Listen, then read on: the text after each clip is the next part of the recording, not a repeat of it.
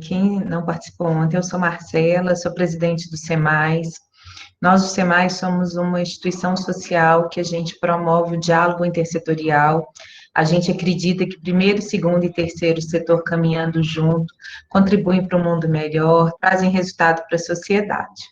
E aí, nessa nossa caminhada de 14 anos antes de ontem, a gente promove esses encontros, mas principalmente o fortalecimento do terceiro setor, e entramos na questão da política, né, da garantia do direito da pessoa idosa há 5 anos por meio de um trabalho com as ILPIs.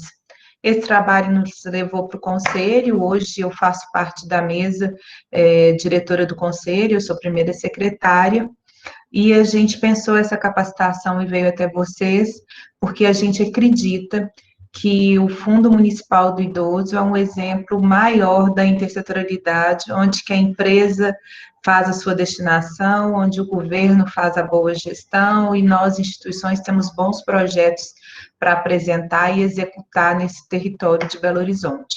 A gente acredita que é uma forma da política do idoso seja executada em diferentes pontos da cidade, né? Então, vim para cá é realmente fortalecer com vocês a captação do fundo, entendendo que quem mais ganha quando esse fundo capta muito, as instituições captam muito, é o idoso da nossa cidade. Queria muito agradecer a participação de ontem, a presença de vocês hoje aqui, colocar sempre o SEMAIS à disposição, e principalmente agradecer a Michele pela disponibilidade para estar aqui hoje com a gente.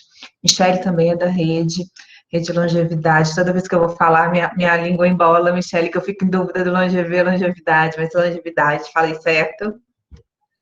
E que tem uma experiência única junto à política da pessoa idosa, as ações junto à pessoa idosa, e aí ela tem uma rede de parceiros que é muito interessante para a nossa cidade, e eu vou passar a fala para ela que ela se apresenta, mas desde já agradecer, né, Michele, essa caminhada junto, que nós estamos aí nesses 4, 5, 6 anos já, não já?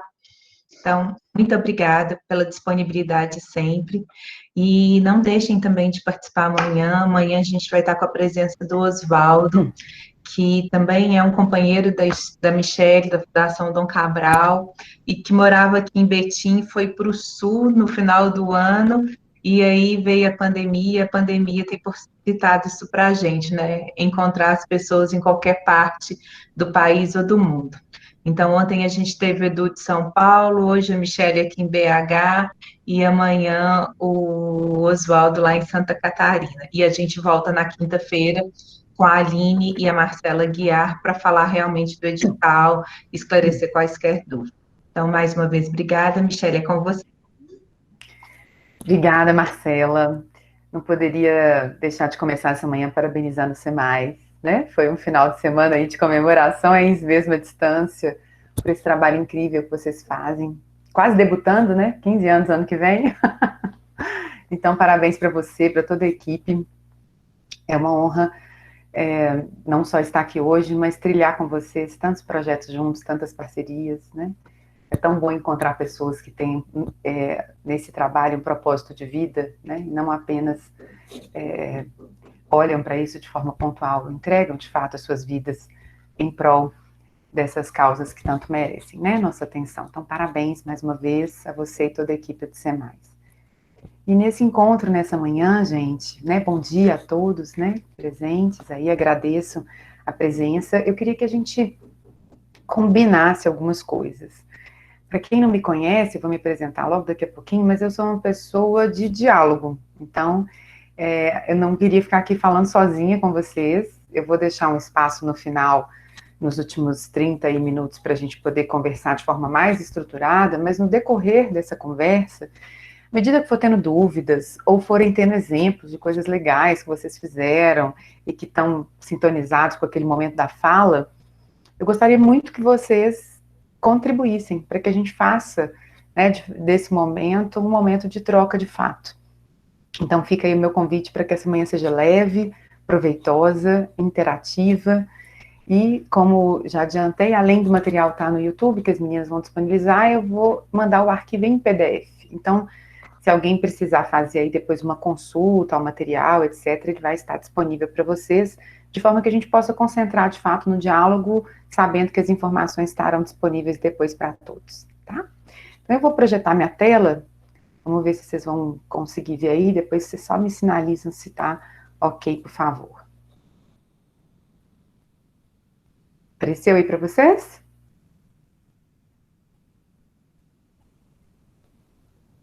Gente, como eu perco a tela, vocês, eu não estou vendo vocês. Então, se der algum problema, eu peço à equipe do C+, que me sinalize por áudio, por favor, tá? Pode deixar, a gente está aqui. Obrigada. Então, vamos lá, gente. Eu comecei um trabalho há 1 ano e meio atrás, que eu denominei Mobilização de Impacto, que tinha esse propósito de disponibilizar informações para a sociedade sobre o campo da mobilização de recursos de uma forma mais ampla. Mobilização de recursos entendida não apenas como a busca de recurso financeiro, mas como um processo, um ciclo de relacionamentos que envolvem recursos financeiros, não financeiros, que envolve a construção de pontes, conexões e relacionamentos para gerar impacto social. Então, é um pouco disso que eu trouxe na conversa a convite do C+, né, nesse momento aí do Conexão Boas Práticas, na trilha dos projetos. E para quem ainda não me conhece, só me apresentando rapidamente, hoje eu atuo em 3 instituições, né, a minha formação em administração, eu sou mestre em administração pela UFMG, mas as minhas 3 instituições hoje são a Rede Longevidade, sou fundadora e diretora dela, é uma organização que trabalha, uma organização da sociedade civil, sem fins lucrativos, que trabalha promovendo educação e longevidade. Eu sou professora associada da Fundação No Cabral, e lá eu atuo em 2 grandes frentes, em mobilização de recursos para iniciativas sociais da Fundação No Cabral e numa nova iniciativa que foi lançada no último mês, chamada FDC Longevidade, que depois eu vou deixar aqui para vocês os links. E no último mês eu assumi a diretoria de desenvolvimento institucional do ILC, que é o International Longevity Center aqui no Brasil, com o Dr. Alexandre Kalash, para iniciar um novo ciclo de gestão. Então, vem aí também coisas novas que em breve eu compartilho com vocês. Então, a minha vida, ela é marcada pela longevidade em vários sentidos, né, nesse projeto, nesse propósito de vida que eu tenho. Então, hoje eu vou falar mais especialmente, a convite, né, da equipe, sobre a questão da mobilização de recursos. Então, eu vou começar conversando com vocês um pouco sobre a importância do portfólio de projetos, de programas, de como as nossas ideias, se bem apresentadas, se bem claras, facilitam o nosso diálogo com os nossos potenciais parceiros e financiadores. Vamos falar um pouquinho sobre as fontes de recursos. Claro que o destaque desse período, Marcela já introduziu, nós estamos numa fase importante aí do edital para o Conselho, mas a minha intenção é provocar vocês no sentido da diversidade de fontes que a gente tem, e quanto mais diversas essas fontes, menor o risco nosso de dependência de uma fonte exclusiva. Então a gente vai conversar um pouco sobre isso. Depois a gente vai falar sobre a importância da comunicação, a comunicação que ajuda a mobilizar recursos, que ajuda a construir pontes e relacionamentos. Vamos falar sobre equipe, porque provavelmente todo mundo aqui tem uma equipe enorme só para mobilizar recursos, né, gente? Só que não, né? Geralmente é uma pessoa que faz 1 milhão de coisas, e também isso, então vamos falar sobre os desafios e as oportunidades, como lidar com esse, né, com esse dilema das organizações da sociedade civil de forma geral no Brasil. E eu vou finalizar com algumas dicas, alguns exemplos, porque eu acho que a conversa tem sempre que levar para esse campo da prática. Então, não vou ficar aqui citando muitos autores, referências teóricas. Como professor, eu acho que isso é super importante, mas nesse bate-papo, a minha construção, ela é mais da ação, ela é mais da prática, tá? Então, esse é o convite para a nossa proposta nessa manhã. Então, vamos lá. Até aqui tudo bem? E o espaço aberto oficial, porque como eu disse, eu queria que vocês fossem construindo essa manhã comigo, mas no final eu vou deixar um espaço maior, aí os últimos 30 minutos no mínimo, para que a gente possa fazer com quem quiser, né, um diálogo mais específico, dúvidas mais específicas, enfim, compartilhamentos com um tempo um pouco maior dentro da programação. Até aí tudo bem? Alguém quer se manifestar? Alguma dúvida? Posso seguir? É difícil eu não conseguir ver vocês, né? Porque quando a gente projeta a tela, a gente perde essa interação. Verdade. Pode seguir, Marcelo. Michele, tudo tranquilo. Então, vamos lá. Então, gente, tem algumas questões aqui que, quando eu coloco para vocês relacionada a fundamentos, né? Só um minutinho aqui, peraí, que passei duas.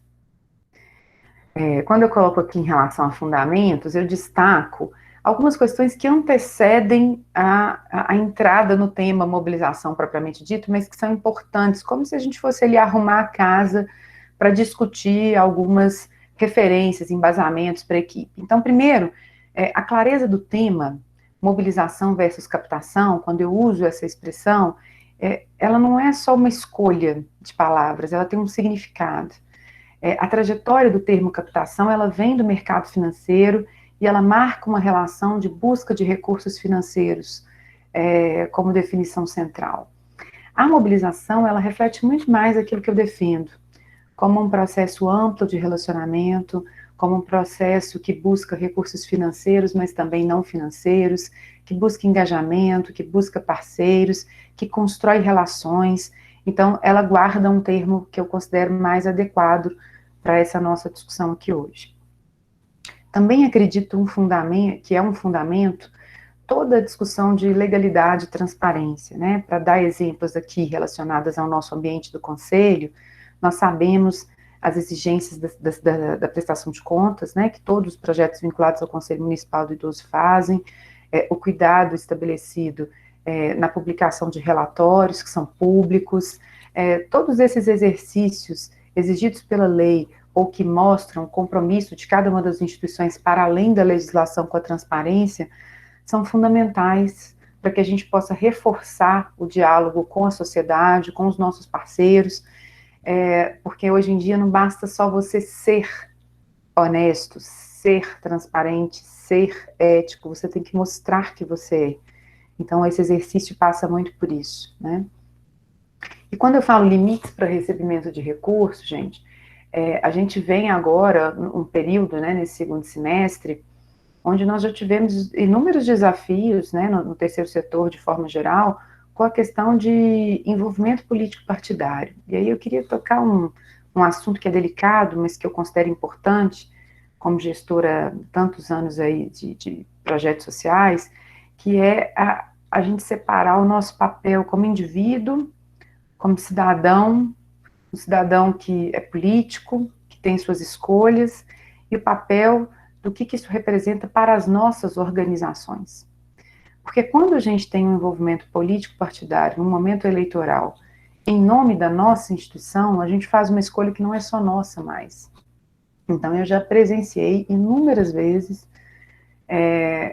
causas sendo prejudicadas pelo envolvimento político partidário das pessoas que ali estavam, seja dentro de uma diretoria, seja dentro de uma gerência, seja na presidência de uma instituição. Então, eu coloquei isso aqui só para a gente ficar bem atento com essa linha tênue entre a liberdade de expressão que todos nós temos, a liberdade, né, do voto, da sua manifestação individual, e o que isso representa quando você está no papel de liderança de uma organização, no sentido de que ela seja associada a determinadas escolhas político-partidárias. Então, acho que esse é um ponto delicado, mas importante, porque eu já vi empresas que deixaram de apoiar organizações por causa disso. Eu já vi acontecerem mudanças na gestão de municípios, Estado e até mesmo da União, que prejudicaram, o que eu não acho correto, organizações que militaram a favor de partidos contrários. Então, infelizmente, isso é uma realidade, e, inclusive, quanto menor a cidade, muitas vezes maior essa dicotomia, esse paradigma das discussões político-partidárias influenciam. Então, eu acho que é um ponto que a gente tem que estar atento, especialmente no ano eleitoral, né? Mas, enfim, sobre essas questões, elas afetam a mobilização de alguma forma, mas elas não direcionam a mobilização. É só um pano de fundo que eu quis colocar aqui para a gente poder pensar e refletir nesse processo. Eu começo a chamar a atenção de vocês, e aí eu vou pedir mais uma vez que quem quiser se manifestar a qualquer momento, Só abre o microfone aí que eu interrompo o compartilhamento para a gente discutir, tá? Por favor. Então, eu queria dizer para vocês que a primeira discussão essencial, na minha visão, para que a gente possa entender a mobilização de recursos como um processo mais profissional, como um processo mais assertivo, é pensar em 3 aspectos aqui que estão na elaboração dos projetos. Como essa discussão do portfólio de projetos que você vai apresentar, seja agora para submissão do conselho, seja num recurso direto para um patrocinador, como o fato deles serem construídos afeta a mobilização. Eu sei que vocês já tiveram uma atividade sobre elaboração de projetos, eu não vou falar dela no sentido de quais são os componentes, de como escrever. Eu vou falar do impacto destas escolhas na mobilização de recursos. Então, primeiro, só para explicar, quando eu uso o termo portfólio, o que eu estou querendo dizer aqui nesse momento é como que a atividade fim da sua instituição, os programas que vocês desenvolvem, os projetos que vocês desenvolvem, os serviços que vocês prestam para a comunidade, eles são elaborados, eles são construídos. Então, essa maneira como ele é construído é fundamental para que a gente tenha mais assertividade, tanto nessa primeira etapa que a gente vai viver de aprovação com o conselho, quanto depois de apresentação para o mercado. E aí, uma coisa que eu acho muito importante é qual é a nossa capacidade de, ao elaborar esses projetos, ter um engajamento do nosso público, de fazer com as pessoas e não para elas. Isso é algo que traz legitimidade para a busca de respostas para os desafios que a gente vive. Então, eu gosto muito de dar o exemplo à medida que eu vou falando, porque eu acho que o exemplo torna tangível aquilo que a gente está querendo colocar aqui como ponto de reflexão. Então, eu, na Rede Longevidade, eu tenho 41 anos. Meu público principal tem 60 mais. A gente tem uma abordagem intergeracional, trabalhamos com várias faixas etárias, mas o meu público principal são pessoas acima de 60 anos. Para que eu possa dialogar com esse público e apresentar para esse público programas, projetos, serviços que tenham conexão com suas demandas, com aquilo que eles acreditam que é valor, eu preciso trazer a voz deles nesse processo de construção. E a gente tem várias metodologias na rede para fazer isso, mas uma delas nós contratamos colaboradores, pessoas que são remuneradas dentro da rede, que têm mais de 60 anos, e a função delas é fazer essa representação social, é dialogar com outras pessoas acima de 60 anos em todas as etapas, inclusive na etapa de elaboração dos projetos.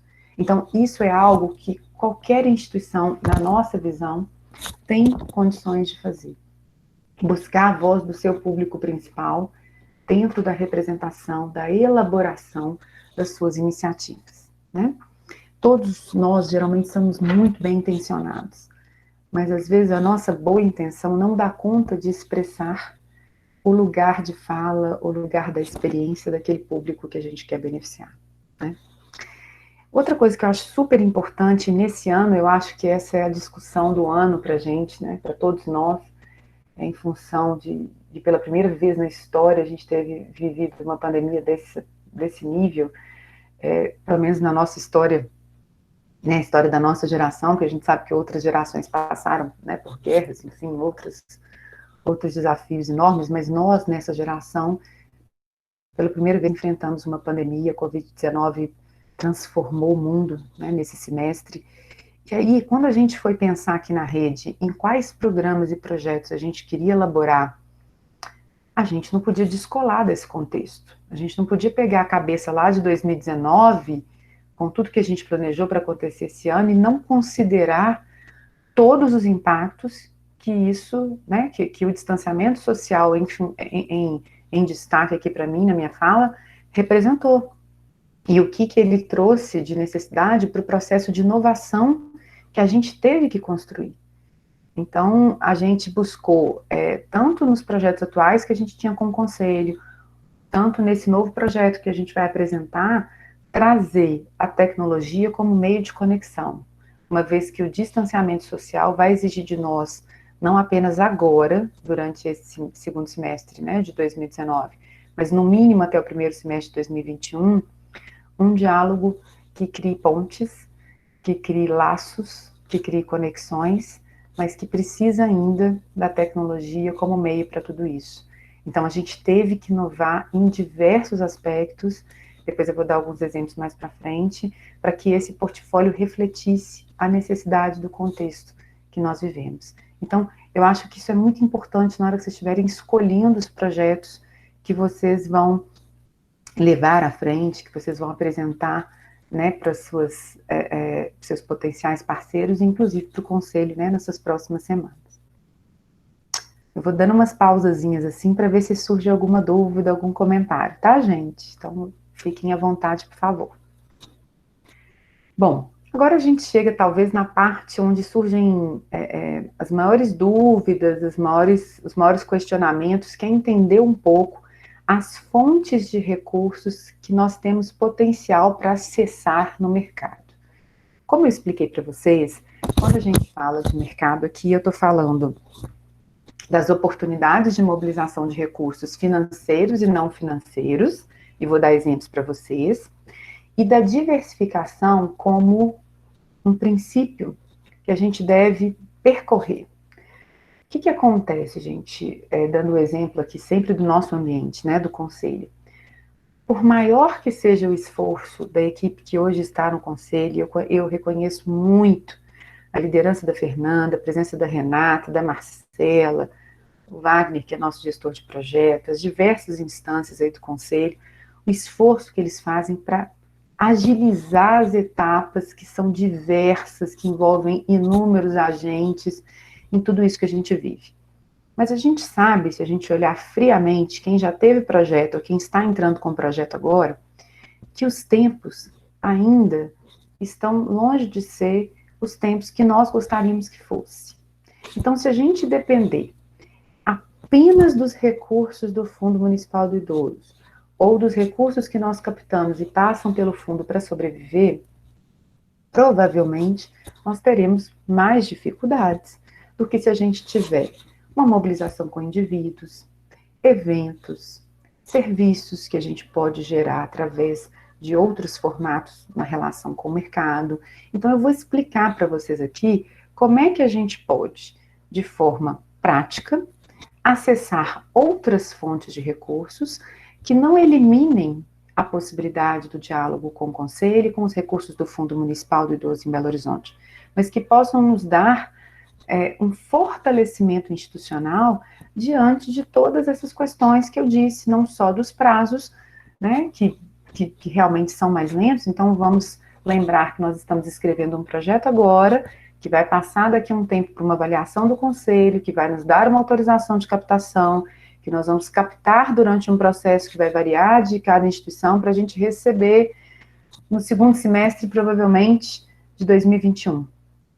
Então, se a gente não tiver mais nada rolando na nossa instituição, será que a gente vai ficar quase um ano sem nenhuma atividade? Então, como é que a gente pode pensar em alternativas? Esse é um pouco do convite para esse momento da nossa reflexão, tá? Então, vamos lá. Quando a gente fala em diversificação de recursos, eu trouxe aqui exemplos para vocês no campo de indivíduos, empresas, outras organizações da sociedade civil, poder público e recursos internacionais. Exemplos que eu vou trazer de cada um desses para que a gente possa começar a entender o campo de possibilidades.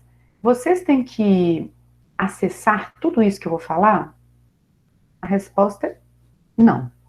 Eu estou apresentando aqui como se fossem janelas de oportunidades, para que vocês abram essas janelas e falem, olha, esse panorama que eu estou vendo aqui tem a ver comigo. Aqui a minha mão alcança. Aqui eu consigo, a minha equipe, pensar em fazer. Aqui o contexto onde eu vivo e a minha causa me permitem avançar. Aqui não. Então, nesses anos todos, eu já fiz, sei lá, centenas de planos de mobilização de recursos. Só na Fundação estou há 12 anos, lecionando dentro dessa área. Eu nunca fiz um plano de mobilização de recursos igual ao outro. Porque a metodologia, ela é similar, mas a realidade de cada instituição é completamente diferente, mesmo nesse ambiente onde estamos, unidos pelo Conselho Municipal do Idoso, onde a causa principal, ela é a mesma, né? Mas vamos lá. Quando a gente fala de indivíduos que vamos abordar como doadores para a nossa instituição. Eu trouxe 3 exemplos para vocês. Nós temos exemplos de indivíduos que a gente quer trazer, que serão doadores regulares. Então, são aquelas campanhas onde a gente cria para as pessoas doarem R$ 15 por mês, R$ 20 por mês, R$ 30 por mês, e a gente constrói, então, uma base de doadores, que para quem não tem nenhuma, começa muitas vezes devagar, mas temos instituições hoje que já têm centenas e milhares de doadores que estão ali fazendo pequenas contribuições todos os meses. Esse é um modelo. A gente tem um modelo de doações pontuais, e aí os 2 principais que eu cito hoje são crowdfunding ou financiamento coletivo. Agora, na pandemia, a gente teve diversos projetos de financiamento coletivo, inclusive um projeto que eu conheço particularmente aqui em Belo Horizonte, que arrecadou em 2 meses R$ 600 mil, só nessa plataforma de crowdfunding, fazendo o convite às pessoas doarem para esse momento da pandemia, e como eles reverteram isso em alimento para as pessoas, e uma série de iniciativas para a cidade logo no início, né, ali em março e abril. E a gente tem os modelos de doação, de microdoação, que a gente vê, por exemplo, na Araújo, aqui em Belo Horizonte, em supermercados aqui em Belo Horizonte, onde as pessoas são abordadas para doar centavos, e esses centavos geram milhões de reais lá na ponta para aquela organização que está sendo beneficiada. Então, esses são alguns exemplos de como é que a gente pode abordar indivíduos como doadores. Tem vários outros. E eu queria citar aqui o papel dos ativistas, porque eu tenho uma campanha que não sai da minha cabeça nesses anos todos e que me ajudou a enxergar lá atrás, 10 anos atrás, como a importância de uma rede de ativistas, de uma organização, pode ajudar a mudar uma história. Então, essa organização que eu fui em Criciúma, ela precisava de arrecadar, na época, acho que eram uns 300 mil, 10 anos atrás, 300 mil era ainda bem mais dinheiro do que é hoje, né? Hoje já é um bocado bom. Mas nessa organização, ela escolheu 35 pessoas que eram da rede de relacionamento delas, empresários, pessoas que eram amigos da diretoria, pessoas que acreditavam naquela causa, que entendiam a importância e o valor daquele trabalho, e fez um convite para essas pessoas. Olha, nós temos esse desafio, nós precisamos mobilizar esse valor, e a gente escolheu 35 pessoas que possam nos ajudar a essa mobilização coletiva. E como que é esse convite? Eles criaram uma campanha onde, quando eu falo a palavra ativista, gente, ativista hoje tem um senso muito amplo, mas nesse caso, o ativista era alguém que iria ajudar a mobilizar recursos para essa causa. Eles criaram uma campanha que chamava Amigos do Bairro. Lá a instituição chama Bairro da Juventude, é uma instituição que fica numa região de Criciúma com esse nome, e aí cada amigo do bairro recebeu a meta de trazer 10 outros amigos.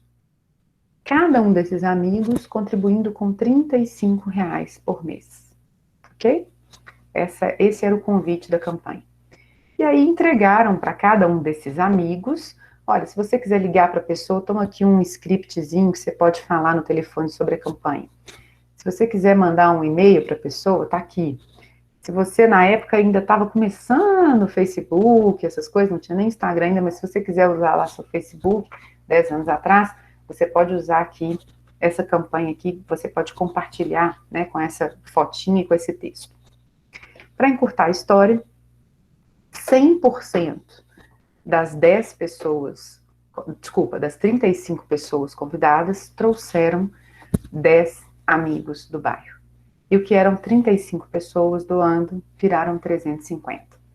E se vocês tiverem depois a curiosidade de multiplicar 350 pessoas doando R$ 35 por 12 meses, vocês verão que eles bateram a meta do ano. Vocês têm que fazer a mesma coisa? Lógico que não. Tem que ser 35 pessoas? Desculpa, eu tô um pouco rouca, não sei se vocês viram. Você pode começar com 10 pessoas, com 5 pessoas. Você pode começar com um valor de R$ 20, de R$ 15, não importa. Quem quiser fazer esse tipo de campanha, O que eu estou dizendo é que você pode não fazer sozinho. Você pode usar outras pessoas da sua rede de relacionamento para contribuir. Alguém abriu o microfone aí, gente? Eu já tô.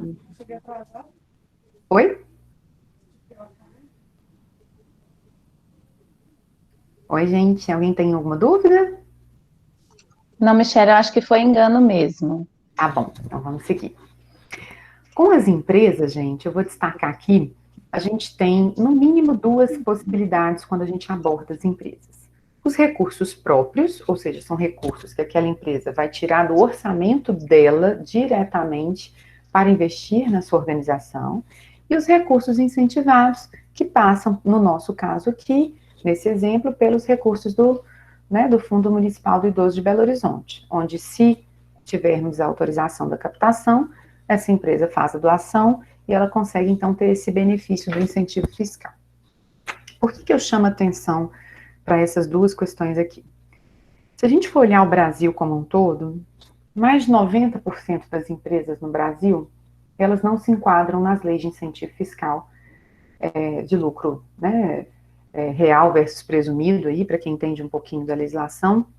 Elas têm que ser qualificadas em lucro real, são grandes empresas que faturam milhões, para que elas possam utilizar o nosso mecanismo atual, né, de recursos do Fundo Municipal do Idoso. Então, se a gente trabalha, se a gente só enxerga as grandes empresas e só enxerga o incentivo fiscal, eu esqueço que tem um monte de empresas no Brasil que poderiam estar nos apoiando de outras formas. Às vezes não vai ser com uma cota de patrocínio alta para um valor de um projeto de incentivo fiscal, mas pode ser de diversas outras maneiras. Um pequeno exemplo é quando a gente foi fazer agora o vídeo manifesto, que a gente vai lançar aí um vídeo manifesto da causa da Rede Longevidade, no dia 1º de outubro, que é o Dia Internacional da Pessoa Idosa. A gente orçou um vídeo desse, e o primeiro orçamento que a gente teve foi de 30 mil reais. A gente, quê? Não tem a menor condição de gastar 30 mil reais num vídeo. Se eu tivesse 30 mil reais, eu já estava fazendo um monte de coisa direto para a população. Então, não tinha a menor condição. Mas a gente conseguiu várias empresas, desde uma empresa de redatores profissionais, até locutores profissionais, até uma produtora de vídeo profissional, que são empresas de pequeno porte e que não poderiam doar para a gente um recurso financeiro, mas doaram o seu trabalho. Então, é só para dar um pequeno exemplo de como existem diversas empresas por aí que podem nos apoiar também com recursos financeiros, mas com recursos não financeiros que podem nos ajudar a fazer coisas incríveis. O próprio sistema que a gente está lançando agora, que é o aplicativo da rede, ele custaria 10 vezes mais do que o que a gente conseguiu aprovar com recursos do Conselho, e tivemos aí vários parceiros de tecnologia que nos ajudaram a entregar essa solução. Então, eu só quero abrir esse horizonte de vocês para entenderem que conversar e dialogar com as empresas é importante nesse momento do incentivo fiscal, que a gente foque nas grandes empresas, pela natureza da lei. Mas a gente não pode esquecer que tem várias outras empresas, a maioria das empresas desse país, que poderiam oferecer outro tipo de contribuição para a gente, né?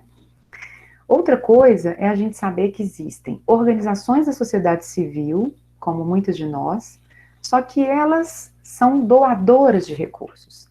E essas organizações geralmente foram criadas por empresas. Então, o Itaú, que é um grande parceiro nosso aqui no fundo, né, que tem aí uma figura jurídica de uma instituição também por trás, o Bradesco tem, Vale tem, Votorantim tem. Então, nós temos várias empresas que criaram seus institutos e fundações, e elas fazem, às vezes, aportes diretamente da empresa ou diretamente por esse instituto e fundação.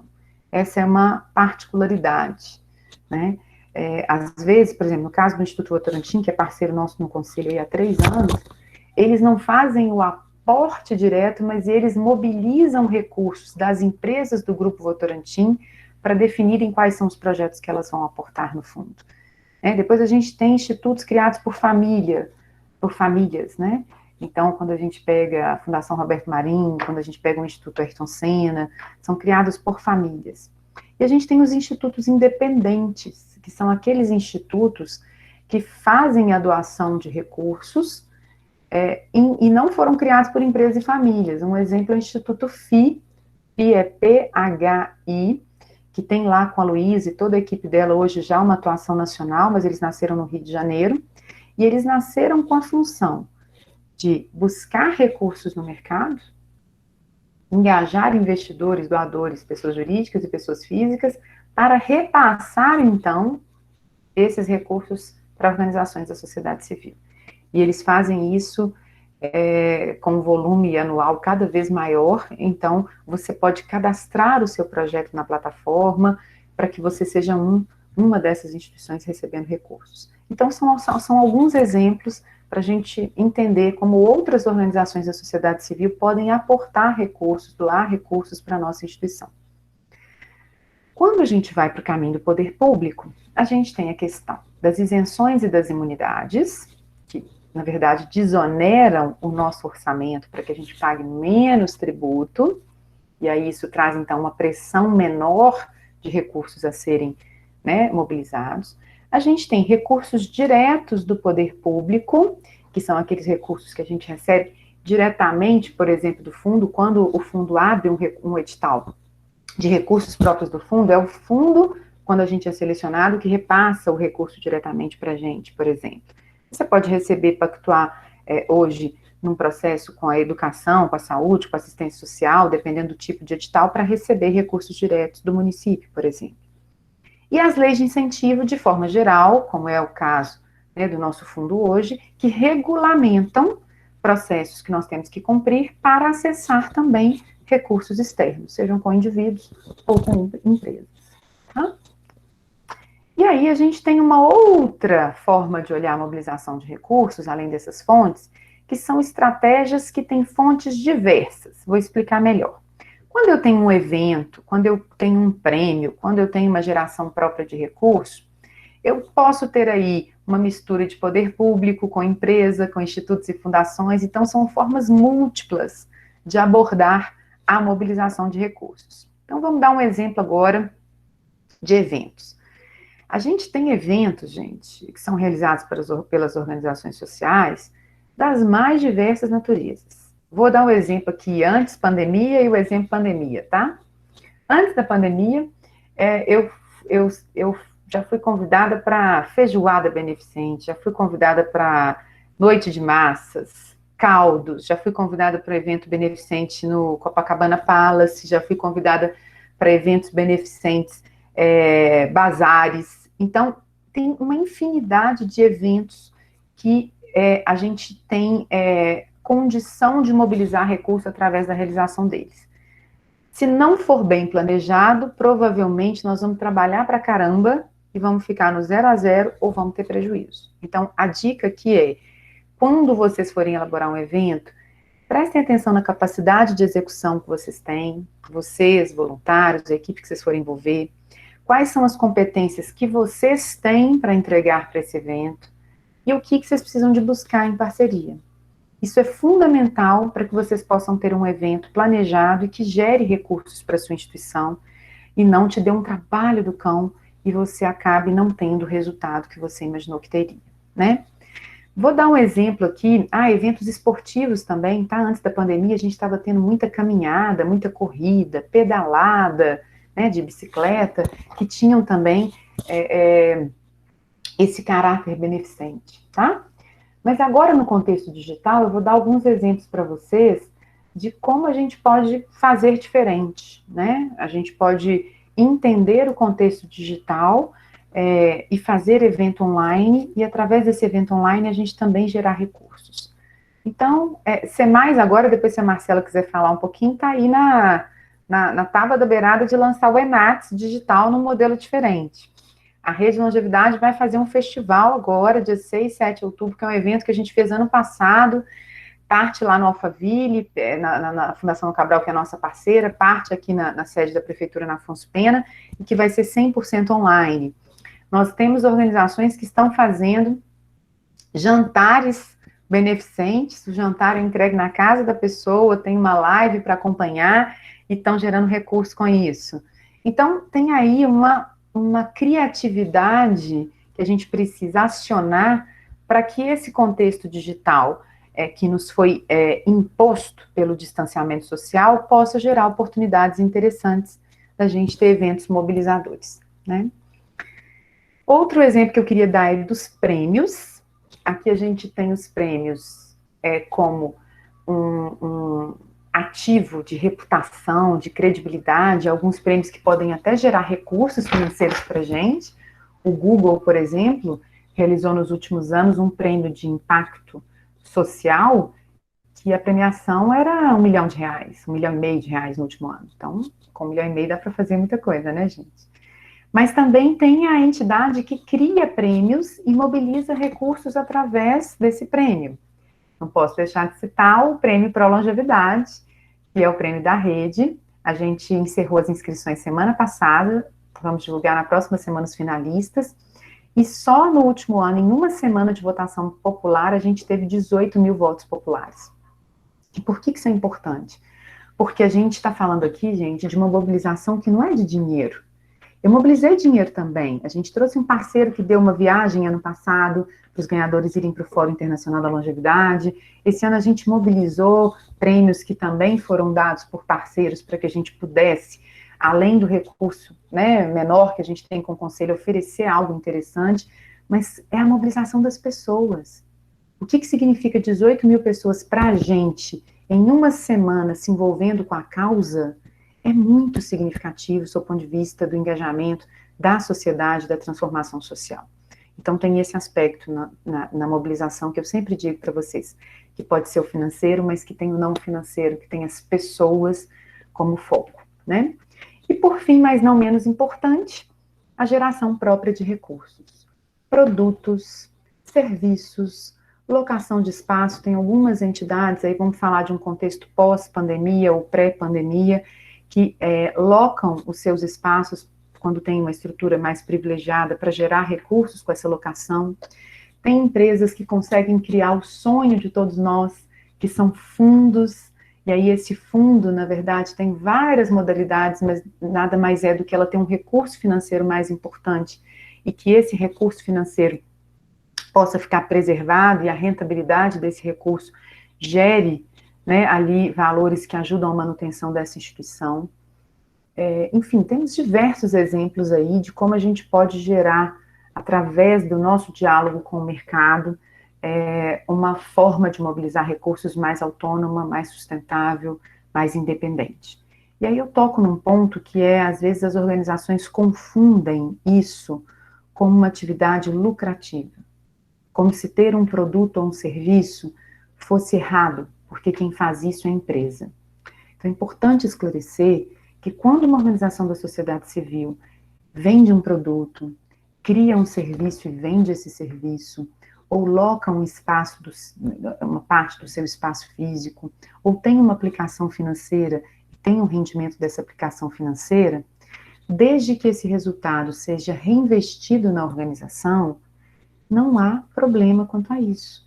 Você vai consultar os seus advogados, os seus contadores, existe toda uma legislação por trás disso, mas é legítimo, e do ponto de vista da mobilização de recursos, desejável, que a gente parta para o caminho da geração própria de recursos sempre que for possível. Então, isso é algo que eu gostaria de destacar aqui para vocês, né? Bom, encaminhando para o encerramento desta parte, que depois eu vou dar alguns exemplos e aí deixar a palavra aberta daqui a pouquinho para vocês, os exemplos de recursos não financeiros também são super importantes.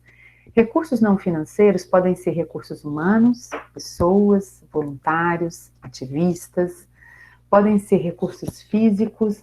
A Rede Longevidade, por exemplo, tem uma parceria com 2 entidades que nos fornecem espaços físicos. Uma é a Fundação Dom Cabral. Nesse momento de pandemia, mais uma vez, a gente reforça que a gente não está usando espaço físico para atividade, a nossa equipe está toda em home office, mas a gente teve e vamos continuar tendo no pós-pandemia espaço físico da Fundação Dom Cabral no Santo Agostinho, no Alphaville. Nós temos uma empresa que chama Stockler, que cede para a gente espaço físico também para a realização das nossas atividades. Então, isso é importante, porque se eu fosse pagar uma locação de uma sala, de um aluguel de auditório na Fundação Dom Cabral ou na Stockler, eu estaria aumentando a pressão do meu custo, do meu orçamento. e eu não preciso fazer isso porque eles me cedem esse espaço gratuitamente, né? Materiais, já ganhamos diversos materiais aí como produtos, desde cesta básica até máscara na pandemia, até, enfim, celulares para as pessoas. Então, tem uma série de produtos que se encaixam nessa categoria de bens materiais que a gente também mobilizou. Desculpa, gente. Que a gente também mobilizou. Recursos de tecnologia, como eu já disse aqui, usamos vários, desde pessoas que nos apoiaram a desenvolver experiências digitais diferenciadas, quanto pessoas que nos ajudaram na construção do nosso aplicativo. E um recurso, gente, que às vezes as pessoas não falam, que é o conhecimento. O quanto a gente compartilhar conhecimento, e essa iniciativa do SEMAIS me ajuda a ilustrar muito bem isso, o quanto a gente aprender a partir do momento que uma instituição se coloca no lugar de estimular o compartilhamento de conhecimento é importante. Porque qualquer curso que a gente fosse fazer pago, num momento que a gente vive tão desafiador, talvez significasse o não fazer, talvez significasse a não possibilidade de realização, né, da busca desse conhecimento para a nossa instituição. Então, valorizem isso. Nós estamos tendo diversas oportunidades nesse período da pandemia de aprender com inúmeras instituições que estão promovendo, e nesse momento, né, esse encontro se dá porque o SEMAIS também tomou essa decisão, junto com o conselho, junto, né, com a equipe, de compartilhar conhecimento. E aí, gente, para não deixar de falar num aspecto que eu considero fundamental para a mobilização de recursos, que é a comunicação. Se você lá atrás pensou bem nos seus projetos, com aquelas dicas que eu dei inicial, se você selecionou aí quem são as fontes mais adequadas para você, tanto financeiras quanto não financeiras, você tem que prestar atenção na maneira como você vai se comunicar com elas.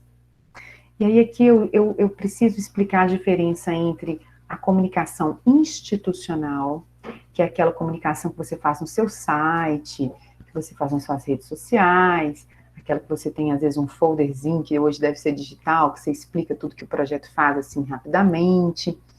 Isso, essa comunicação que diz da sua instituição, ela é super importante. Mas muitas vezes nós precisamos fazer uma comunicação específica para a mobilização de recursos. E por que eu digo isso? Porque às vezes você consegue uma reunião com a empresa, e aí você tem lá 30 minutos para apresentar.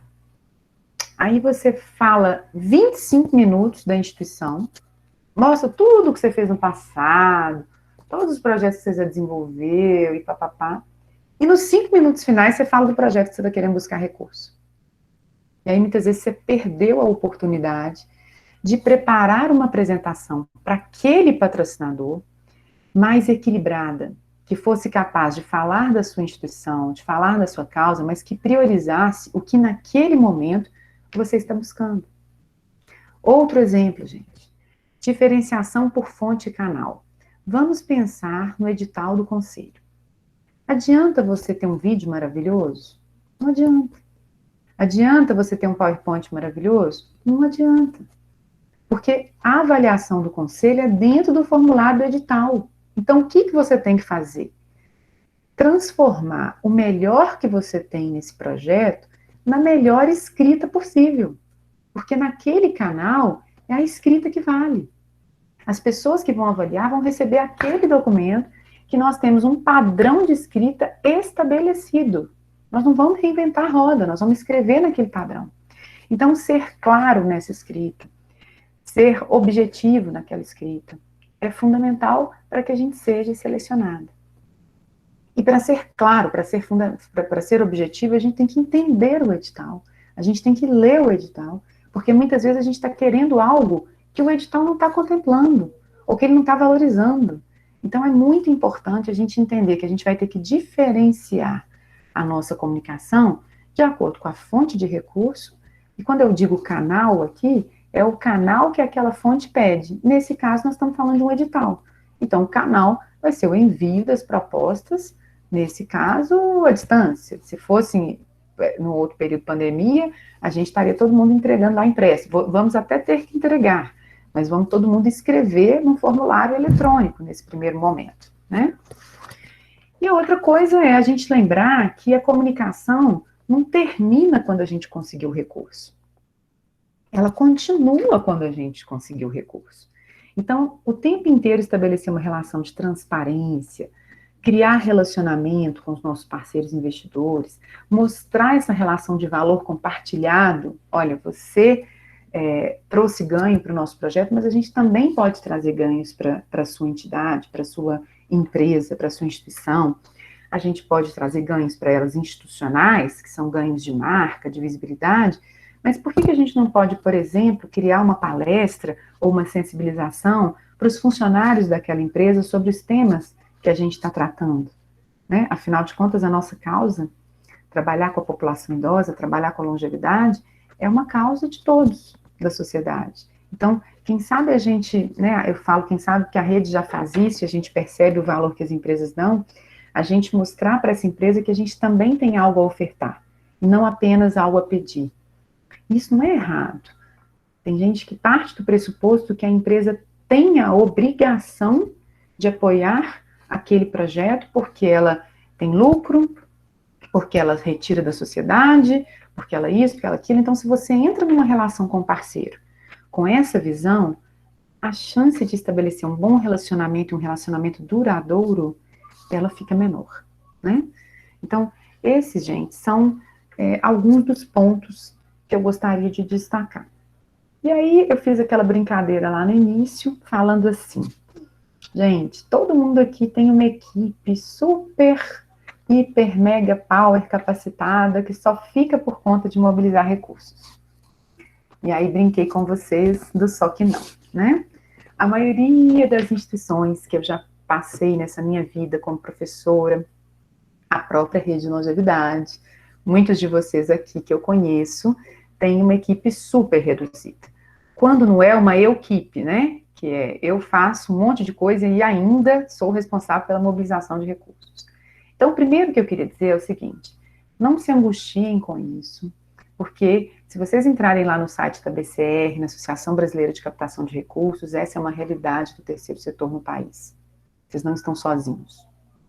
Mas isso não significa que a gente vá cruzar os braços e ficar se lamentando por esse desafio que nós vivemos. Não vamos. Então, a minha fala aqui, e é uma fala de quem faz isso, é mobilizem o conselho de vocês, mobilizem voluntários, tentem ter uma pessoa na equipe de vocês, CLT, que possa liderar esse movimento. Pense em profissionais autônomos que possam trabalhar em parceria com vocês nessa mobilização.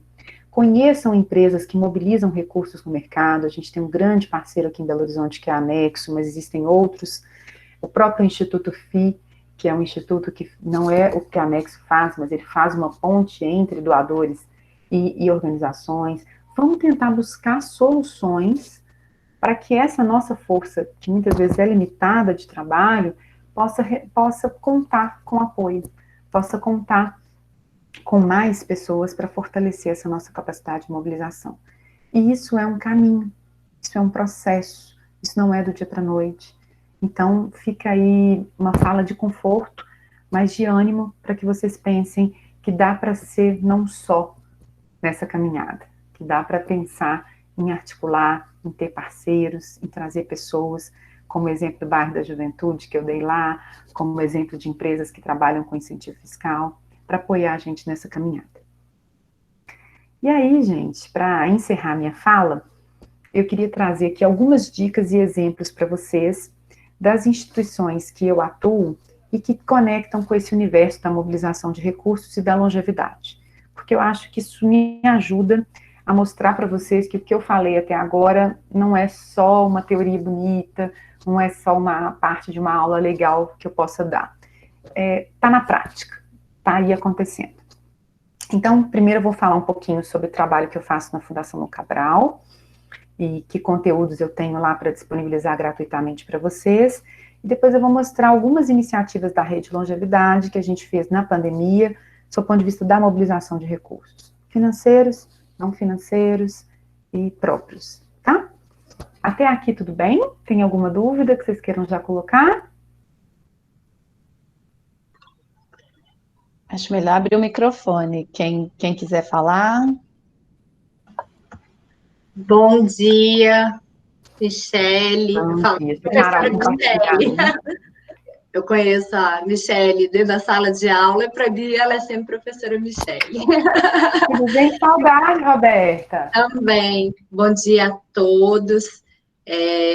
Eu publicamente, né, falo que eu sou muito fã da Michele, não só esse poder que ela tem de trazer até uma apresentação, né, que a gente vê que foi elaborada com tanto carinho, especialmente para o evento, para esse nosso encontro, mas pela oportunidade de saber que ela é uma filha maravilhosa, uma mãe maravilhosa, uma esposa dedicada, então essa sou fã mesmo.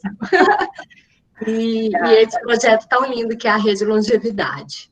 Eu queria, Michele, dentro dessa sua fala, eu percebo assim essa questão de mobilização de recursos, a dificuldade, muitas vezes, que as organizações sociais têm de se apresentar. Você falou um pouco disso, sobre a questão de uma reunião, né, que em 1 hora, os 5 últimos minutos são para isso. E eu atuo, né, nesse campo, com assessoria, e eu percebo que muitas vezes, assim, a organização, não, eu quero captar recurso, mas eu não tenho nenhum material fotográfico para elaborar uma apresentação institucional, por exemplo. E, assim, um case de sucesso que eu tive foi lá com o pessoal da Casa do Caminho, né, com a Shirley, que acolheram essa ideia, e aí a gente fez um trabalho muito interessante, e aí a gente conseguiu mobilizar a fotógrafa voluntária para que a instituição tivesse material fotográfico, a gente conseguiu trazer qual que era o histórico dessa organização, porque existe uma forma, né, como você colocou no edital, tem uma forma de escrita, uma apresentação institucional, ela também tem que levar um conteúdo mais rápido, palavras objetivas, menos escrita, ela tem que mobilizar a emoção das pessoas também.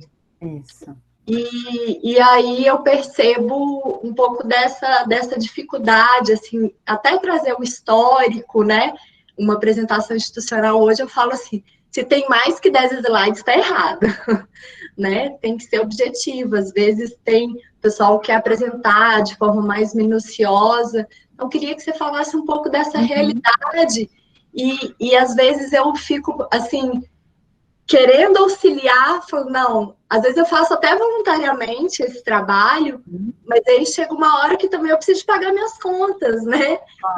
E aí fica, só que a instituição fica, não, eu quero mobilizar, captar recursos, mas essa falta de coerência mesmo, sabe?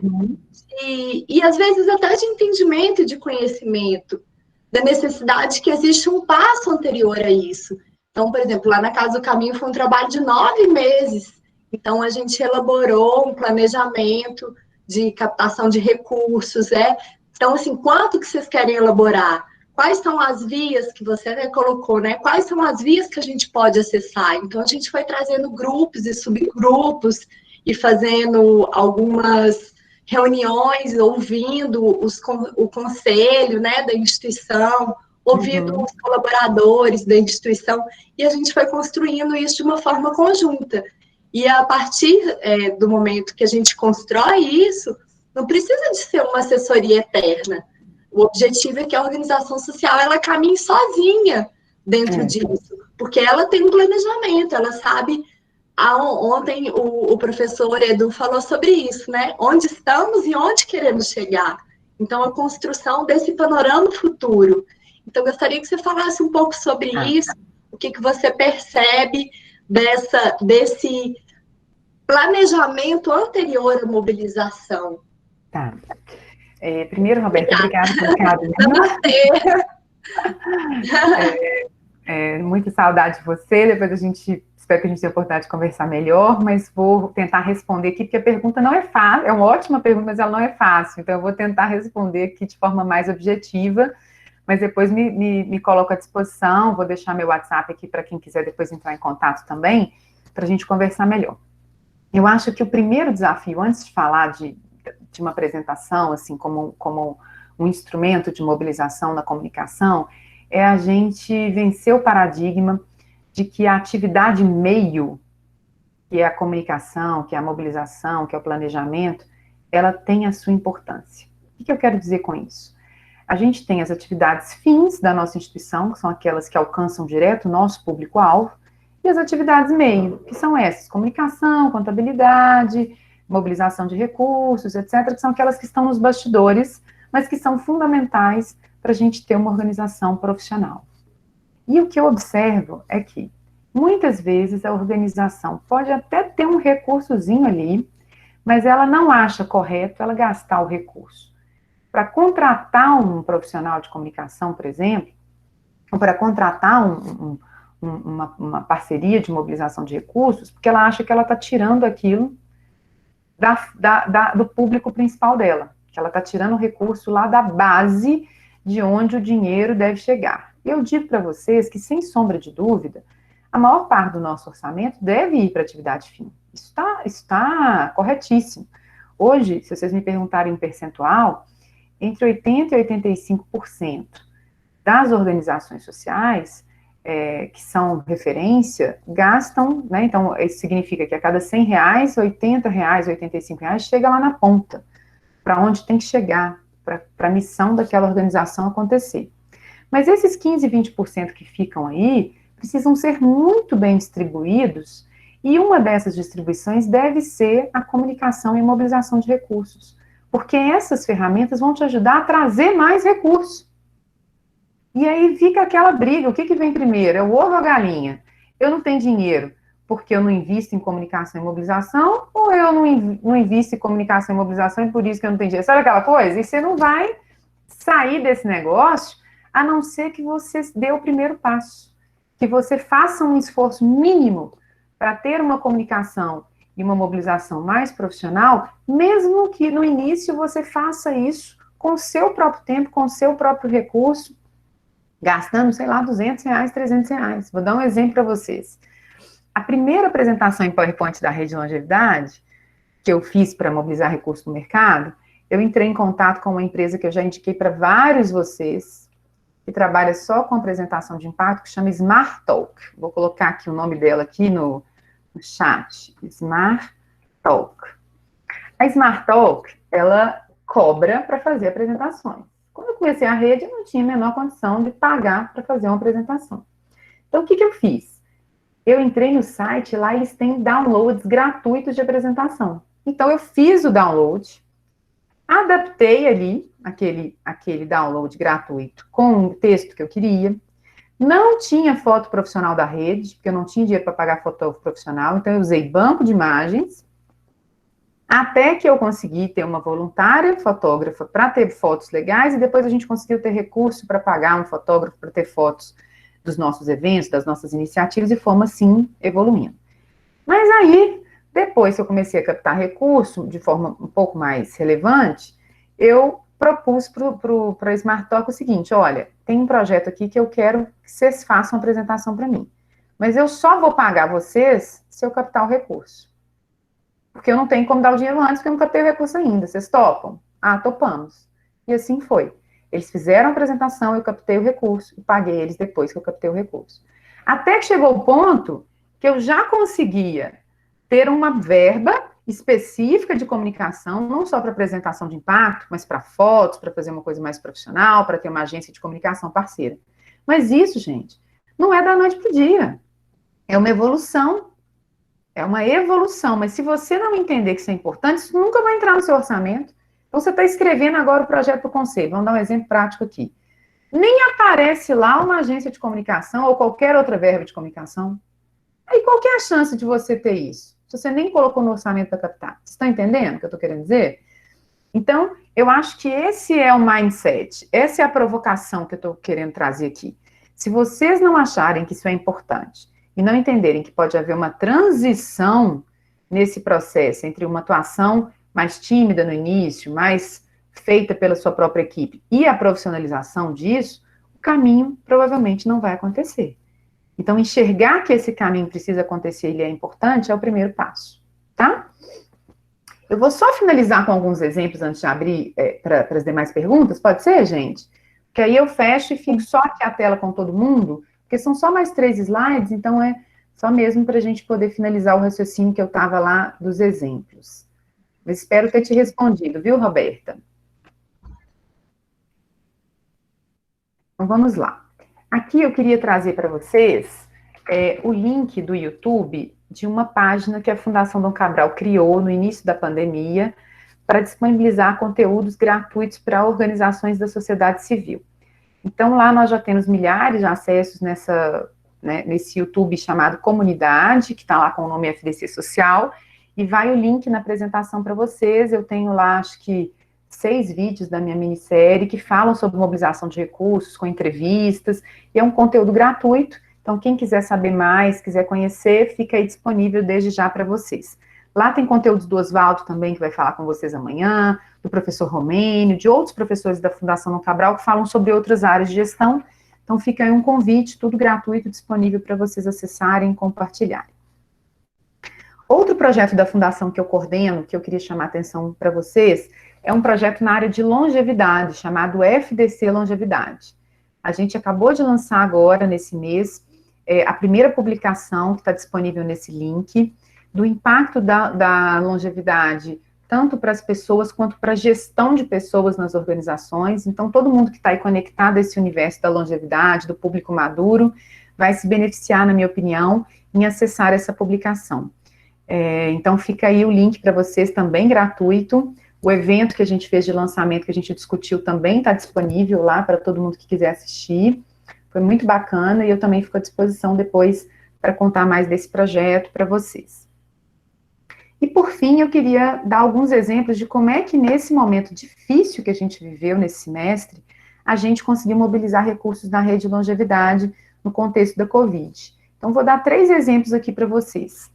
Recursos não financeiros. A gente tem já há 6 anos, vai fazer 6 anos agora, um projeto em parceria com as meninas de Sinhá, o projeto Inspira, que a gente recebe meninas de Sinhá e outras mulheres 60+, do Taquaril e Alto Vera Cruz, para diversas atividades de educação e longevidade, desde rodas de conversa, viagens, festas, enfim, temos várias programações, e agora, desde março, a gente implementou um modelo à distância, que a gente tem conteúdos semanais, a gente tem eventos em grupo, a gente tem um monitoramento individual com uma equipe de voluntários que nos ajudaram a manter esse projeto vivo. Então, a gente, desde campanhas de doação de celular, porque tinha pessoas que a gente nem conseguiria falar à distância porque não tinha celular, ou o celular que tinha não conseguiria conectar num WhatsApp ou num evento no Meets igual a esse. A gente, logo no início, quando a máscara, na época da campanha da vacinação dos idosos, que a máscara ainda estava começando a ser exigida, a gente fez uma grande parceria com uma empresa que chama Linha de Expressão, e fizemos doação de máscaras para mais de 400 pessoas em Belo Horizonte, incluindo esse grupo, mas em parceria também com o Conselho Municipal. Marcela também fez indicações, Renata, da Diretoria de Políticas da Pessoa Idosa, e nós fizemos também uma live com a banda Folk, para arrecadar, uma live musical, eles são uma banda de rock, pop rock, para arrecadar dinheiro mesmo, recurso financeiro, para doar alimentos para as nossas famílias, e foram aí centenas de alimentos. Então, só para dar alguns exemplos de como a gente mobilizou recursos não financeiros em ações da rede em parceria. Mas nós também fizemos ações muito importantes com o FUMID, com a mudança do plano de trabalho, porque a gente tinha vários eventos presenciais, a gente tinha um workshop presencial, festival presencial, um prêmio que também tinha sua entrega presencial, e a gente migrou isso tudo para o universo virtual. E a gente teve um trabalho muito cuidadoso, algumas pessoas aqui até participaram dos nossos eventos, de criar um design de experiência digital que gerasse conexão com as pessoas, que fizesse com que elas se sentissem próximas a nós. Aqui hoje a gente não trouxe a rede, a gente trouxe a Michelle como convidada, mas eu vou deixar alguns convites para vocês aí, se quiserem participar dos nossos eventos, para entenderem essa tradução de práticas para o espaço virtual, as ferramentas que a gente tem para criar essa conexão dentro de uma experiência digital. E a principal ferramenta nossa de tecnologia a serviço da educação para a vida, que é o nosso aplicativo, que também está disponível gratuitamente para todas as pessoas poderem acessar, né? Então, tudo isso feito com ajustes no plano de trabalho do Conselho Municipal do Idoso, com recursos do fundo, para ilustrar para vocês que essas mudanças para acompanhar as demandas de distanciamento distanciamento social que a gente foi obrigada a viver, elas representaram. E nós também, com geração própria de recursos, criamos um novo serviço, que é um curso de competências para longevidade, que pode ser feito por indivíduos, profissionais que queiram aprender mais sobre o tema, e para organizações. Agora, por exemplo, a gente está sendo contratado por um hospital para dar esse curso para todos os seus funcionários, que é 100% digital, com momentos síncronos e assíncronos. Eu não sei se todo mundo sabe o que é isso. Síncrono é esse momento aqui que a gente está ao vivo, conversando, discutindo, e assíncrono é aquele conteúdo que você assiste no seu tempo.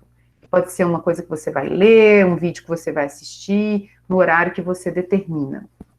É um curso que está tendo vagas e demandas abertas para todo o Brasil, porque é a vantagem que a tecnologia nos traz de gerar um impacto social para além das fronteiras locais, e é um curso que vai ser certificado pelo nosso parceiro ILC, International Longevity Center. Então, todas as pessoas que fizerem o curso vão poder colocar no currículo que fizeram um curso de competências para longevidade certificado por uma instituição, né, de chancela internacional. Então, por que eu digo que isso é um exemplo de mobilização de recursos? Porque esse curso, ele foi criado para que ele seja vendido, para que nós possamos, com a venda, ter um recurso permanente girando na organização. Mas ele, para alegria, né, nossa aí, com o conselho, ele também terá vagas gratuitas dentro do projeto que a gente aprovou com o conselho, que estamos só esperando aí ser chamados para assinatura. Então, o conselho vai poder determinar, junto com a gente, as pessoas que poderão acessar esse curso gratuitamente aqui em Belo Horizonte, através dessa metodologia. E aí, eu fecho com 2 convites da Rede de Longevidade, né, de eventos que a gente está fazendo com o conselho. Fizemos 4 workshops nas últimas semanas, vamos fazer o último workshop agora, no dia 26 de setembro, gratuito. Vou deixar aqui no chat também o link para vocês de inscrição. Esse workshop de famílias, ele é um workshop para tratar a educação em longevidade no contexto familiar. Então, eu, por exemplo, vou participar com minha mãe, com meu pai.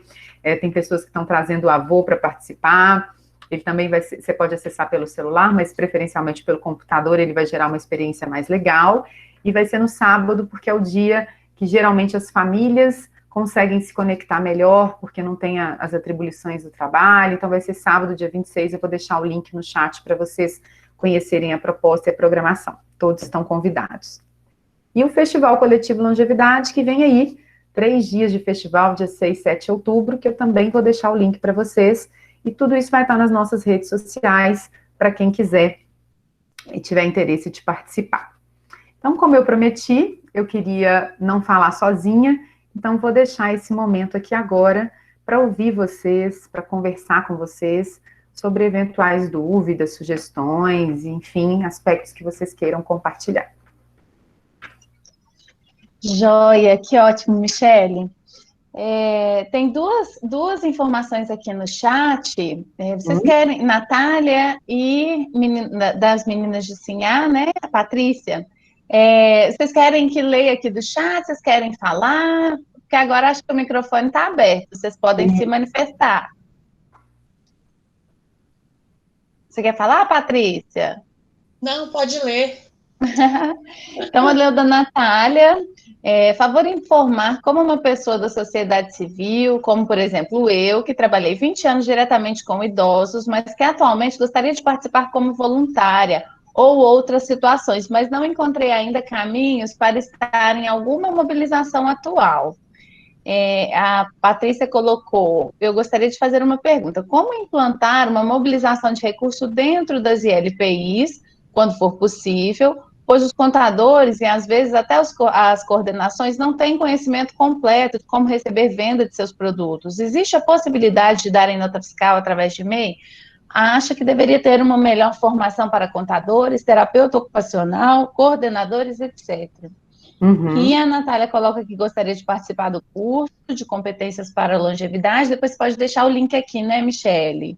Sim, como eu vou acessar? eu comecei Ótimo. a colocar o link aqui, mas aí eu parei para prestar atenção na pergunta, então eu deixo daqui um pouquinho. Joia. Então, vamos lá. Vou começar respondendo, então, pela Natália. Isso, pela ordem aqui do chat, né? Isso. Então, Natália, cadê você para te ver? Tá por aí? Dá um oi. Porque, às vezes ela já saiu, a gente não sabe, né? Não tô vendo ela. Ela até está, mas Tá? como ela está sem câmera e ela não aparece no primeiro Ah, então plano. tá. Tá aí, não é isso? Então tá bom. Então, Natália, vamos lá. Você gostaria, você colocou aqui, participar como voluntária ou outra situação, né? Então, a gente, vou falar aqui agora como rede de longevidade, né? Na rede de longevidade, toda vez que chega uma demanda para a gente estabelece um diálogo com essa pessoa para entender qual é a demanda que ela traz de disponibilidade, de perfil de contribuição, porque a gente acha que cada voluntário, cada pessoa que chega é único. Então, a gente não tem um programa padrão que fala assim, olha, todo mundo que procurar a rede vai fazer exatamente isso aqui nessa carga horária, né? Então, se você quiser, uma das coisas que eu vou deixar aqui é meu contato de e-mail, de WhatsApp. Você pode entrar em contato comigo, que a gente vai conversar para poder entender o seu desejo, o seu propósito, a sua disponibilidade, para como, né, a gente encontrar aí juntas uma melhor forma de contribuição. Para a gente vai ser um prazer, tá? Eu acho, Michele, que isso é uma busca mesmo, né? Aqui no chat agora o Carlinhos colocou, né, que o Bom na Bola, Bom na Vida está de portas abertas. E acho que Isso. em outras organizações também. O que falta é um pouco de conexão entre as organizações e o voluntário. Mas, por exemplo, tem o Minas Voluntariado, que sempre busca também fazer essa conexão. Né? Então, eu acho que a ideia é essa, participar desses espaços para conhecer as pessoas, para ver quem é que está circulando e aí se integrar em alguma causa, né? Isso, exatamente. Mas, enfim, eu acho que é isso, né? É um caminho que é muito particular, né? Até porque tem gente que se identifica com uma causa X, com outra Y, então eu acho que vale mesmo conversar, mesmo à distância, nesse momento a gente tem umas oportunidades legais para quem quiser atuar conosco. E aí, agora, Paty, falando um pouquinho da sua pergunta, tudo bem? Saudade de você. Também, tô com saudade de todo mundo, gente. Minha filha, saudade é coletiva aqui, né? Meu Deus, viu? Tô pior Vamos, do que as meninas. as nossas meninas nem falam. Então, É, vamos lá. Paty, você perguntou especificamente das ILPIs aí, né? Aí, eu acho que nas ILPIs, elas têm uma particularidade, né? Porque tem uma legislação específica que rege se ela for filantrópica, se ela tiver convênio com o município, se ela for privada. Então, eu acho que a primeira coisa, eu acho sim que é importante uma orientação adequada jurídica e contábil para entender a realidade daquela instituição e o que ela pode fazer, tá? Por exemplo, tem organizações que se o estatuto dela, organizações como nós, sociedade civil, não estiver prevendo a venda de produtos e serviços, ela tem que fazer uma alteração estatutária. Então, isso não dá para a gente falar agora uma resposta que serve para todos. O que a gente pode fazer, acho que até ser mais faz, depois vocês podem falar um pouquinho, né, que vocês têm um programa só para apoiar a gestão de LPIs, é trazer esses pontos para discussão, é colocar as ILPIs para dialogar. Eu me ofereço para explicar a questão da mobilização e recurso em si, mas eu tenho contadores que trabalham conosco, que podem explicar a questão legal. A gente tem o escritório do Dr. Tomás Aquim, que é nosso parceiro jurídico, que presta toda orientação sempre que é necessário sobre isso. Então, é um conjunto de saberes, entendeu, Paty? Tem uma coisa que é legal no sentido jurídico, tem algo que é da contabilidade e tem algo que é da mobilização de fato. Então, eu acho que esse conjunto aí dessas três possibilidades de competências é que faz com que essa avaliação aconteça de forma correta. Queria passar para o Semais aí a palavra para falar um pouquinho do que vocês têm discutido com as ILPIs e desde já me disponho, caso haja interesse das ILPIs em discutir essa temática, para a gente convidar aí uma pessoa do jurídico, da contabilidade, e fazer uma discussão junta sobre essa temática. Isso acontece, né? Mensalmente acontece porque a gente. Ah, a Marcela chegou, acho que a Marcela pode. Você chegou agora ou você estava aí? Eu tô aqui, eu só não liguei porque aí olha como que eu tô. Se eu ficar ligada, vai ficar atrapalhando a reunião toda. Tô piscando demais a minha imagem. Eu escutei tudo, Valdinha. Ah, então ótimo. Você quer falar um pouquinho desse trabalho com as ILPIs? Acho que você vai exemplificar melhor. Então, Paty, e aí eu acho que é uma missão de ser mais mesmo nossa. Quando a gente começou com ser mais nessa parte de fortalecimento das instituições, o primeiro assunto que as pessoas procuravam ser mais era para captação de recursos, sabe? Hoje em dia ainda, muita gente liga para a gente para perguntar se a gente escreve projeto, que está precisando captar recurso, enfim. Primeira coisa, a gente não capta recurso, né? A gente tem um desafio de captar para, assim, até para os projetos do SEMAIS é desafiador mesmo para nós. E aí tem empresas por aí que fazem isso enquanto serviço, que a gente não faz. Mas eu sempre falei uma coisa: dinheiro é muito bom, mas dinheiro só é bom se a casa está organizada. Quando a gente aproximou das ILPIs há 5 anos atrás, não que a casa não estivesse organizada, mas a gente viu que a gente tinha muita coisa para trabalhar do que a Michelle falou, de organizar a comunicação, de ser vista, de ter os seus processos transparentes para a sociedade, pegar processos internos que demoravam muito para ser mais curto e aí sobrar um pouco de tempo mais para a equipe. Enfim, a nossa relação para dentro da instituição, e hoje a gente tem assessoria em loco dentro das instituições, a gente está aqui com o Ilha, com a Miriam, outras pessoas de São José que está aqui, sabem disso. Então, a gente foi para dentro para fazer com eles a parte de gestão. Quando a gente fala da parte de captação de recursos, tem um desafio grande mesmo das instituições. Primeiro, porque elas matam um leão a cada dia, né? A gente tem aí dentro desse projeto mesmo da Valda, do Ser Mais Nossos Direitos, a gente ainda precisa saber quanto custa um atendimento. A gente não sabe hoje quanto custa o atendimento de um idoso institucionalizado. O recurso que a prefeitura passa é suficiente? É pouco? É muito? Por que para uma dá, para outra não dá? Enfim, então tem esse formato que também a gente está apoiando para a gente chegar nesse lugar. Agora, muitas ILPIs já estão organizando, como é o exemplo do Lar São José. O Lar São José que está aqui com o Ivanilde, eles têm o apoio do Providência, Divina Providência, que ajuda na captação. A Ivanilde que está aqui, ela dá toda a orientação do projeto, ela fala do projeto que ela quer, ela escreve, mas ela tem lá o Divina Providência que ajuda a captar. O Santo Antônio de Pádua, ele também escreveu o projeto e aí ele contou com uma empresa para captar. A gente tem instituições, aí tem o Recanto dos Amigos, do seu Marinho, que se afastou agora, enquanto presidente está com uma nova diretoria. O seu Marinho escreveu um projeto, a Vale ficou sabendo do projeto dele por meio do conselho e direcionou o recurso para ele. Então, a primeira coisa que eu acho, Patrícia, é uma organização interna das instituições e que eu acredito que muitas já estão começando. Muitas ainda estão engatinhando, mas muitas já estão fazendo, já estão colocando, como é o exemplo do seu Marinho. Seu Marinho foi a enfermeira e assistente social que escreveu um projeto rápido e graças aí a outra linha que a gente precisa ver, a transparência do conselho, o recurso da Vale chegou no seu Marinho. Né? Então, a gente está falando de uma cidade que a gente precisa pensar nessa rede de apoio, que a gente precisa pensar no fortalecimento do conselho, do fortalecimento das instituições, o relacionamento com as empresas, para a gente, mas para todos. Né? Hoje, nós do SEMAIS, a gente recebe telefonemas, às vezes, de empresa, perguntando sobre os projetos da cidade. Então, talvez por estar no conselho eu pesquiso e sei um pouco mais, mas a gente não fala mais só de projetos do SEMAIS, a gente fala dos projetos da cidade. Então, acho que é uma construção. Agora, um setor de captação, eu não sei o que a Michelle acha disso, né, assim, mas a minha experiência de SEMAIS, eu já tive de tudo, assim, eu já tentei contratar alguém que ia captar e escrever, que não deu certo. Eu não acho que o captador é uma pessoa fora da instituição. As pessoas da instituição que têm o brilho no olho pelo projeto, dentro da instituição que você vê o porquê, o propósito, como bem diz a Michelle, da execução do projeto da mobilização. Então, assim, com as ELPIs, esse trabalho está sendo realizado, acho que a gente tem aí, né, várias instituições que ainda podem apoiar, nesse trabalho, mas acredito que a gente está num caminhar muito avançado, assim, sabe?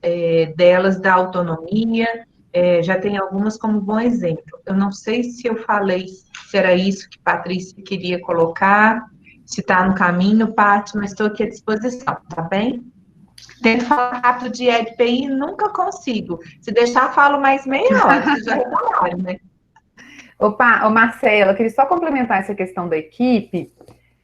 A minha opinião e experiência como mobilizadora de recursos me mostra que você sempre precisa ter pelo menos uma pessoa na sua organização que seja a referência da mobilização de recursos. Essa pessoa engajada com a organização, que conhece a organização, que respira esse propósito, ela precisa existir. Mas, se você não tem condição de ter uma equipe, 2, 3 pessoas que são CLT ou que estão ali com você todos os dias, etc., você ter parceiros ajuda muito. E aí, quando eu falo parceiros, pode ser uma pessoa que vai trabalhar com você e vai ter uma remuneração por resultado, que é algo que a BCR ainda questiona, mas que é a realidade. Muitas organizações não têm condição de pagar um fixo mais comissão, então elas, às vezes, combinam isso com uma pessoa que precisa ser séria, que precisa entender, né, obviamente, da causa, do propósito, mas acompanha essa pessoa na abertura do mercado. Eu tenho uma experiência positiva dessa forma. Tem outras pessoas que contratam empresas como a Nexo, a gente já comentou aqui. Tem outras pessoas que parcerizam com o Instituto FI, que eu também já comentei aqui. Tem pessoas que contratam um estagiário para começar a formar esse estagiário no acompanhamento diário das atividades, para investir nessa pessoa, para prepará-lo para ser um futuro mobilizador de recursos. Também já vi isso dar certo, como uma construção aí de médio e longo prazo. Então, eu acho que é fundamental ter uma pessoa na instituição que vá liderar esse movimento. Mas, às vezes, uma andorinha sozinha, como é que é? Não faço, não. Então, eu sou super a favor da gente trazer pessoas em rede que possam colaborar, né, junto com a gente. Muito bom. Então, mais alguma questão? Eu deixei todos os links aí para vocês no chat, tá, gente? Link do workshop, link do site, meu celular, e-mail, link do festival, tudo que eu falei tá aí nos links aí para vocês. Ótimo. Você ia comentar, Roberta? Não, só assim, revalidando a fala da professora Michele, no sentido de que também os cursos que tratam questões relativas à profissionalização da mobilização de recursos, eles são cursos muito caros. Se a gente pegar outras áreas, assim, de elaboração de projetos, áreas afins, assim, com organizações sociais, eu tive uma experiência que eu fui, inclusive, através de um projeto captado via lei de incentivo de pessoa com deficiência. Então, assim, eu fiquei uma semana em São Paulo, fazendo um curso com o pessoal da BCR, lá no Instituto Filantropia. Então, vocês imaginam o que é o custo de uma semana de hospedagem em São Paulo, mais o curso. Eu fiz esse curso tem uns 3 anos, eu lembro que foi coisa de, assim, R$3.000.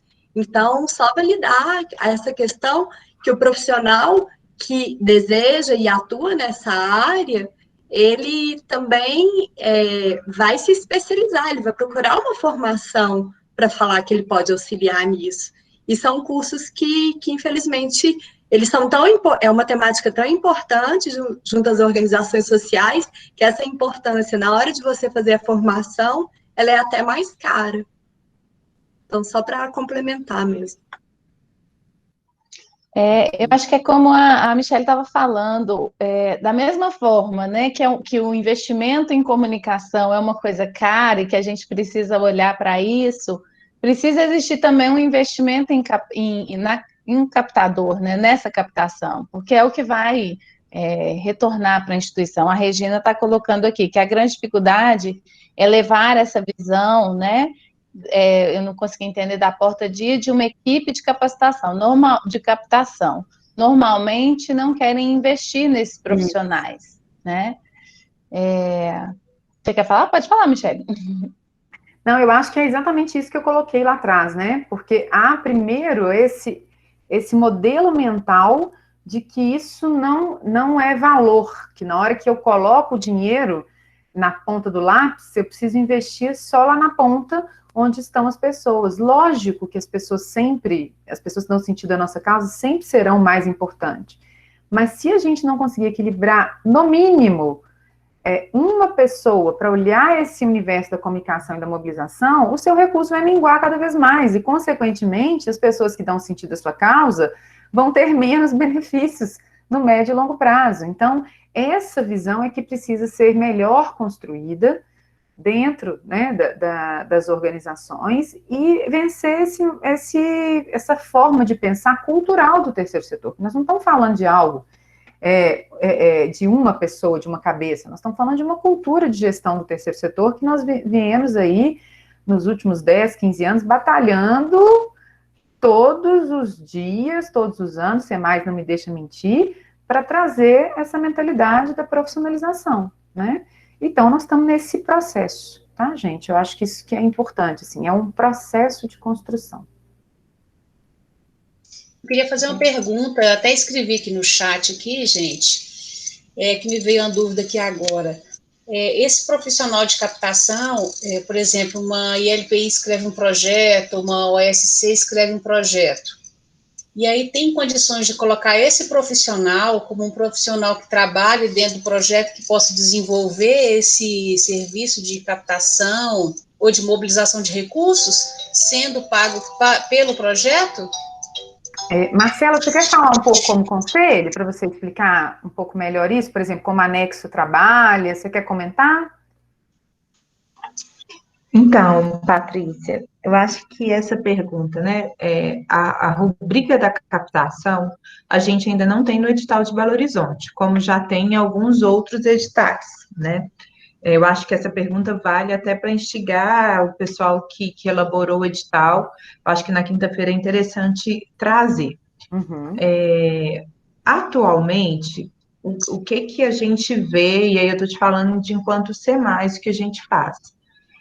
Por exemplo, né, com anexo, a gente tem um contrato, e aí eles têm uma parte de acompanhar o projeto na execução. Então, tem uma assessoria de gestão que é colocado no meu projeto, e eu pago eles com essa assessoria de gestão.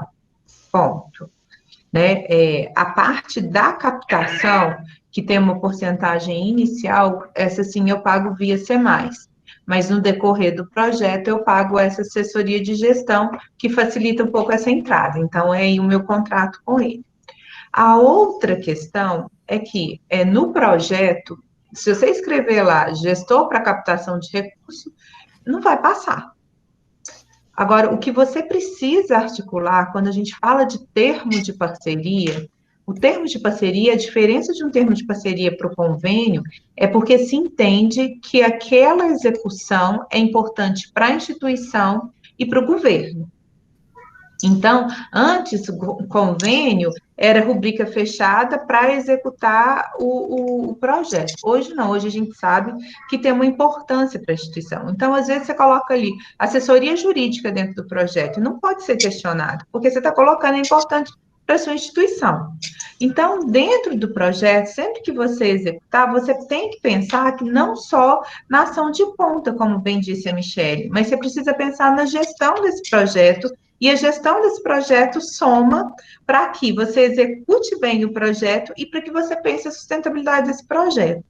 Então, se você coloca um analista financeiro, esse analista financeiro, o papel dele pode ser de acompanhar ali as contas desse projeto ou ali fazer a prestação de contas, mas ele também pode ter esse papel de organizar novos projetos para as instituições. Você não presta conta para o conselho do qual que é o trabalho executado desse profissional. Esse profissional que é contratado por projeto, ele é contratado da sua instituição. Ele não é... Quando eu cheguei nas ILPIs, as ILPIs, muitas achavam que o assistente social e o psicólogo era funcionário da prefeitura, porque eles estavam dentro do termo de parceria lá com a prefeitura. Até que eu fiz uma pergunta, se eles entrarem na justiça, eles entram na justiça contra quem? Contra a ILPI. Falei, então entendeu de quem que ele é funcionário? o funcionário do projeto, o funcionário que é contratado com o nosso CNPJ, ele é nosso funcionário. Então, a gestão interna nossa da instituição precisa envolver aquele projeto, mas também a continuidade do projeto. Não sei se eu me fiz clara, mas a gente pode conversar individualmente o seu caso, e acho também que para maior transparência dos projetos, é importante que vocês participem das plenárias quando é aprovado o edital, para que a gente coloque isso. Se eu não estou enganado, eu acho que é em Pernambuco, tem algum lugar por aí que eles já estão aceitando a rubrica de captação de recursos. Então, a gente não fica dando essas reboladas, sabe, assim, que no final quase todo mundo sabe o que é, né? Aconteceu com a Ildete, lá no Santo Antônio de Pádua, não sei se ela está aqui, que ela escreveu um projeto que era uma ILPI, que precisava de elevador, de carro, e aí o pessoal estava cismando com essa questão da assessoria de gestão. E nessa época, eu lembro que eu fui muito clara uma hora, eu falei, gente, a gente sabe que a assessoria de gestão é uma ajuda para ela conseguir captar esse recurso. Se ela não tivesse assessoria, ela não teria conseguido captar esse recurso e dar continuidade. Mas as coisas ainda não chegou nesse ponto da gente colocar isso muito transparente dentro dos editais.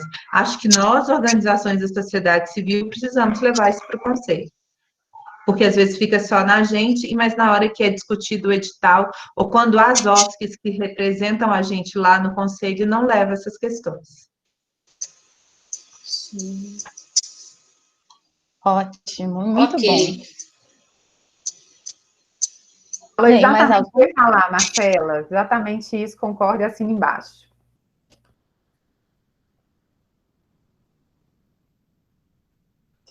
Aqui em casa nem é perto de aeroporto, mas passou um avião tão baixo aqui, fazendo tanto barulho agora que eu até estranhei. E então, gente, mais alguma questão?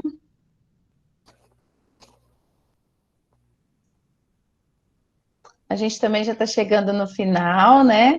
Já de antemão agradeço novamente a participação de vocês.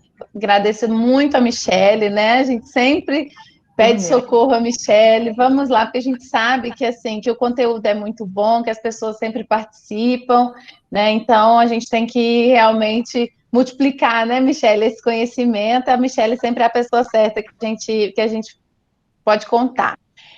Amanhã a gente tem o Oswaldo, né? O Oswaldo também é companheiro da Michele lá na Fundação, ele também é um consultor de gestão, ele trabalhava aqui em Betim, né? Como a Marcela disse, agora ele foi para o Sul, mas mesmo à distância, ele não deixa, né, também de nos apoiar nas ações, compartilhar. Então, amanhã ele vai falar de gestão, e na quinta-feira a gente fala sobre o edital. Então, assim, acho que quem já quiser, né, já ir elaborando algumas questões, já lê o edital previamente, já tragam aí algumas, né, dúvidas para a gente poder fazer uma discussão bem legal na quinta-feira. Você quer falar, Roberto? Eu falo, né, gente? Isso é bom. Eu sempre me manifesto, desculpem, mas assim, só para parabenizar a professora Michele pela apresentação e por estar sempre à frente, né? Então, o projeto que ela está executando hoje é sobre o aplicativo da rede de longevidade. Então, assim, há 2, 3, sei lá quantos anos atrás, ela tinha pensado na questão da tecnologia. E o que tirou meu sono nas 2 últimas noites foi que até em conjunto com o Bonabola, Bonavida, né? Eu e Carlinhos, a gente estava, assim, com um projeto, assim, praticamente pronto da questão de arte-terapia como ferramenta para promoção e prevenção da saúde na longevidade. E aí, como fazer arte-terapia sem encontros presenciais? Então, assim, não tem nem como a gente apresentar esse projeto, porque nos próximos, talvez 2 anos, ele não tem como ser executado. Então, parabenizar a Michele por ser essa pessoa tão iluminada e ter pensado em tudo isso antes e promover para os 60 mais esse acesso à tecnologia, agradecer ao SEMAIS e ao Conselho pela oportunidade. Obrigada. Gente, eu queria só deixar uma frase final, se vocês me permitem. Algumas pessoas que me conhecem já me ouviram falar isso, mas como tem muita gente nova aí, né, que é minha primeira vez de contato, eu tive a oportunidade na minha vida de conviver durante 38 anos com um primo, Bruno, faleceu ano passado e que viveu a vida toda com paralisia cerebral. E durante, eu tenho 41, ele iria fazer 40, né? E durante toda essa nossa caminhada juntos, muito juntos na vida, quando ele conseguiu se comunicar através de um software que chamava Comunique, na época, ele não andava, não falava, não tinha nenhum controle sobre o seu corpo, exceto esse movimento da cabeça aqui que ele fazia, e aí ele tinha um teclado adaptado, aliás, um mouse adaptado aqui, e aí ele ia batendo aqui, em cada toque era uma tecla do software que selecionava a letra do que ele queria escrever. E eu lembro que eu estava passando por um momento difícil num dos projetos que eu estava atuando, e aí eu comentei com ele, falei, Bruninho, eu tô chateada, aconteceu isso com esse projeto, tal. E aí ele escreveu assim para mim, desafiem as impossibilidades. Lembrai-vos que as grandes proezas da história foram conquistas do que parecia impossível. Charlie Chaplin. E essa frase virou para mim uma lição em vários momentos da minha vida. A gente viveu talvez os momentos mais desafiadores da nossa vida esse ano, do seu ponto de vista de impacto social, de desafios para a gente sobreviver como instituição e dialogar com os nossos públicos. Mas eu acredito que nós vamos desafiar todas as impossibilidades e vamos fazer disso tudo uma transformação na nossa história para melhor. E é essa mensagem otimista que eu queria deixar para vocês. Muito obrigada. Estou aqui de coração à disposição de vocês. Obrigada, Michele, como sempre, fechando com chave de ouro, né, Michele? Obrigada a todos. Até amanhã, né? Bom dia de trabalho a todos e até a próxima. Até a próxima. Obrigada, Michele. Cuidem-se, gente. Isso, cuidem. Precisamos de todos bem. Obrigada. Obrigada. Tchau, tchau. Tchau.